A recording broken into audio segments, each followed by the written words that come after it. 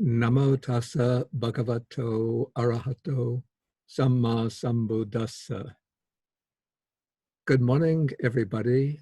I'm recording this little talk from Chuang Yen Monastery in Carmel, New York. And today is the morning of March 29th.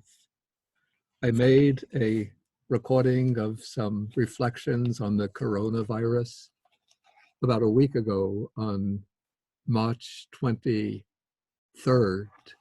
And so now 6 more days have gone by.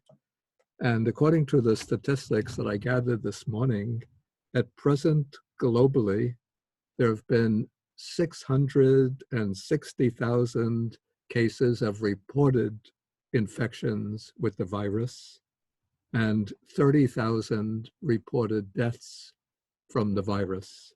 And I have to emphasize that these are reported or recorded cases. There can be many more cases of people infected which have not been reported, confirmed, and recorded. Here in the United States, according to the figures I collected, there have been approximately 120,000 infections and 2,000 deaths. The number of deaths has doubled over the past couple of days. In the New York area, actually in New York City, there have been 52,000 cases of infection reported and approximately 800 deaths. The country with the greatest number of deaths so far is Italy, which has recorded 10,000 deaths. And when we look at these figures, and we could see how cases of infection are spreading all around us, even amongst people who are famous, prominent, powerful, eminent, people who never thought they would be infected, then our own minds might be always constantly overcome by fear, by worry, by anxiety.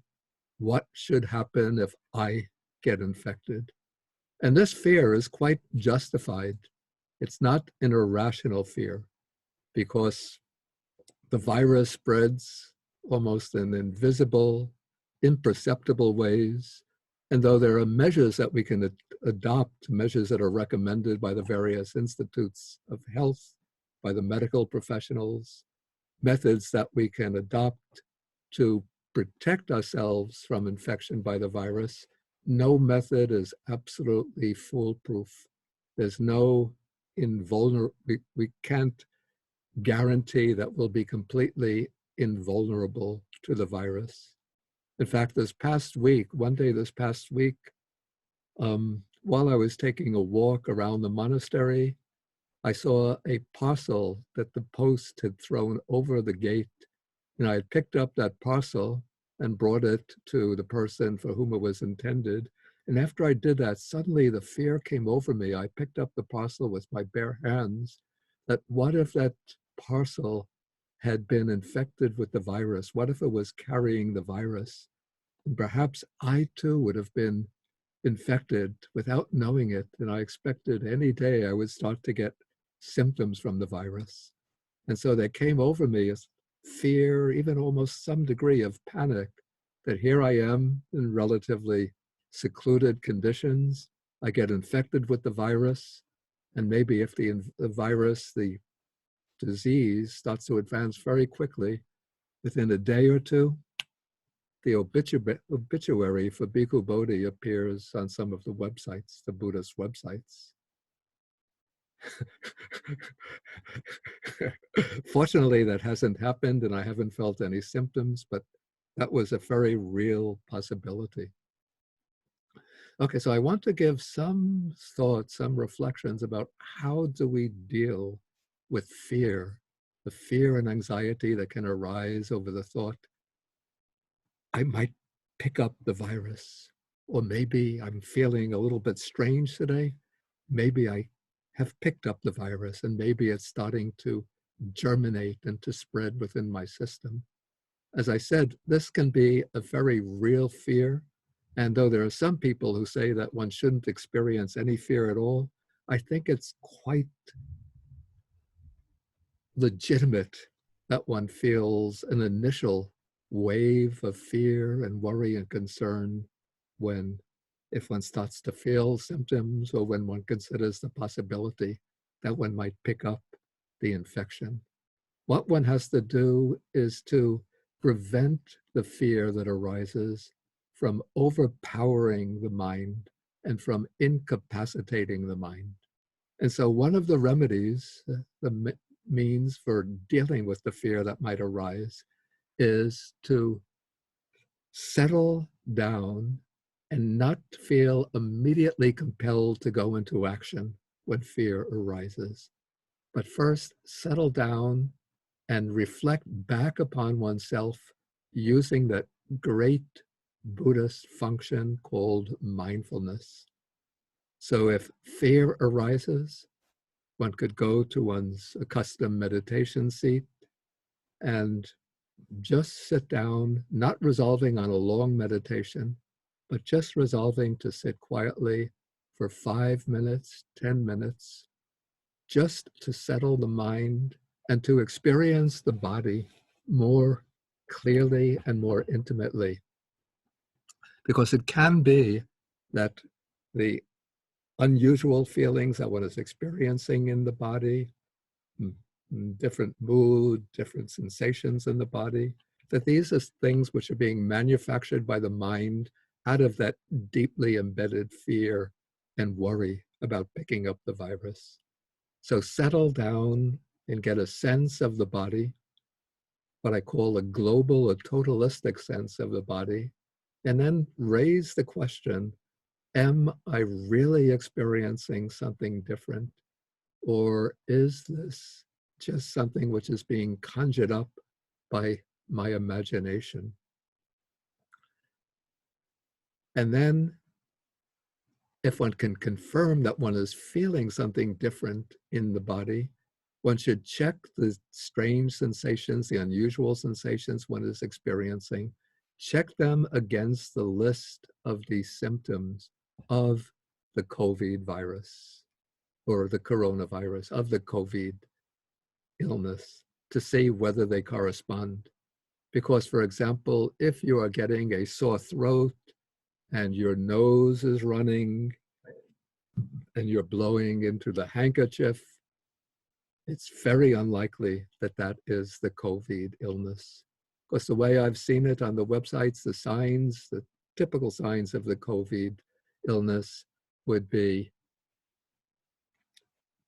a dry cough and tightness or constriction in the lungs. But don't take my word for it, but go to one of the websites. Probably the best source for Americans would be the website of the Center for Disease Control, CDC, or Johns Hopkins University, or any of the other. There are many, many websites which are now listing the symptoms of the COVID-19. And so if your symptoms don't correspond to those on the list, then you can relax. You might have simply a cold or an ordinary case of the flu. And in that case, take the appropriate remedies for a cold or for a flu. If your symptoms correspond to those of the COVID virus, then you should follow the advice given on the websites, the health websites. I'm not a health specialist, so I'm not going to recommend anything. But what I could do as a Buddhist monk, is give some advice on how to deal with the fear and worry that arise within the mind. And what one wants to do is keep, I would call this, a healthy dose of fear, taking the sense or turning that fear into concern and the motivation to take the right course of action, but not letting the fear intensify, duplicate, multiply, proliferate, and overwhelm the fear so that one becomes paralyzed with fear, incapacitated, blocked, and impeded from taking effective action. One doesn't want the fear to become something which immobilizes the mind. And so for those who are following the Buddha Dharma, what I would recommend is a method which is suggested in a sutta, a discourse of the Buddha that occurs in the Samyutta Nikaya, the connected discourses. And this occurs in the chapter, it's chapter 11 of the Samyutta Nikaya. It's called the Saka Samyutta, the connected discourses with Saka. Saka was the ruler of the Tavatimsa Devas. And this is sutta number 3, called the Dajaga Sutta, the crest of the standard. It's a crest that is placed on the banner that warring factions of warriors would carry into battle against their opponents. And in the sutta, the Buddha has described a battle that takes place between the devas, the good deities, and the asuras, who are the demons, the anti-gods. And when this battle takes place, Saka, the king of the gods, tells the devas that when you are engaged in this battle, if fear or anxiety should arise in you, then you should look up at the crest on the top of my banner. And when you look up at that crest, then you'll see that I am present, leading the battle, and then your fear, worry, and anxiety will be abandoned. And then he mentions some other ways that the deities could dispel their fear. Then he applies this to the case of the monks who go into the forest or to a deserted place to practice meditation. And sometimes when they go all alone into these isolated places, a dark forest, fear and anxiety can arise in them with the thought that there might be demons in this forest, or wild animals, or malicious spirits of some sort. And so then the Buddha says, when that happens, then you should call to mind myself, the Buddha himself, calling to mind that I, the Buddha, is one who is perfectly enlightened, the blessed one, the fully enlightened one. And when you think about me, then your fear, terror, and anxiety will be dispelled. If you don't think of me, then you can think of the Dhamma. Call to mind the Dhamma, which is well expounded, directly visible, immediate, something to be personally realized by the wise. And if you don't think of me, you don't think of the Dhamma, think of the Sangha, the community of noble disciples. Think of how the community of disciples is endowed with great virtues of wisdom, compassion, purity, patience, diligence, and so forth. And then with reverence and veneration, bringing to mind the Sangha of noble disciples, the great field of merit for the world, your fear and worry and anxiety will be dispelled. So that is the advice that the Buddha gives to monks who have gone into seclusion to practice meditation. And we ourselves can use these reflections, these contemplations, in order to allay, to dispel our own obsessive fear and anxiety.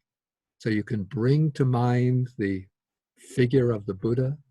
You can use an image or picture of the Buddha, bring it to mind and think, I have taken refuge in the Buddha, the perfectly enlightened one, the one endowed with boundless wisdom and great compassion. Or you can call to mind the Dhamma, the well-expounded path leading to perfect wisdom and to liberation.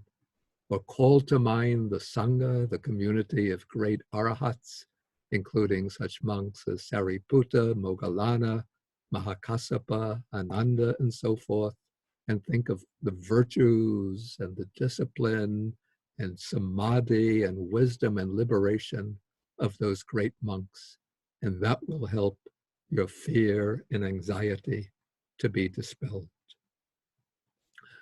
I want to emphasize that doing these reflections, these contemplations, is not a substitute for obtaining proper medical advice.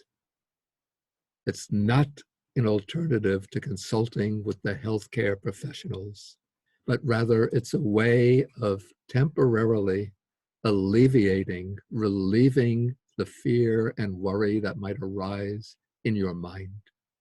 And so once you dispel and quiet down this fear, worry, and anxiety, then you should take the action recommended by the health experts. And I will try to attach to this recording some of the websites that you could turn to for professional advice. So I want to end by expressing my wish, my hope, that all of you who are listening will be free from illness, free from affliction, free from the coronavirus and from every other kind of illness. But if you should be infected by the virus, I give my blessings that you will be quickly recover from the illness, regain your strength and your health. And in any case, I hope that all of you will be free from what I call the obsessive and incapacitating type of fear. But you should use that healthy degree of fear to take proper precautions as recommended by the health experts to protect yourself as well as possible from infection by the virus. So let me end with extending the blessings of the three jewels to all of you. Sabityo vivajantu, sabarogo vinasatu, mate bhavatu antarayo, sukhi di gayuko bhava, bhavatu sabamangalang, rakantu sabadevata, sababudhanu bhavena, sadasoti bhavantu te, bhavatu sabamangalang, rakantu sabadevata, sabadhamanu bhavena, sadasoti bhavantu te, bhavatu sabba mangalang, rakantu sabadevata, sabba sanganu bhavena, sadasoti bhavantu te. Sadhu, sadhu, sadhu, sadhu.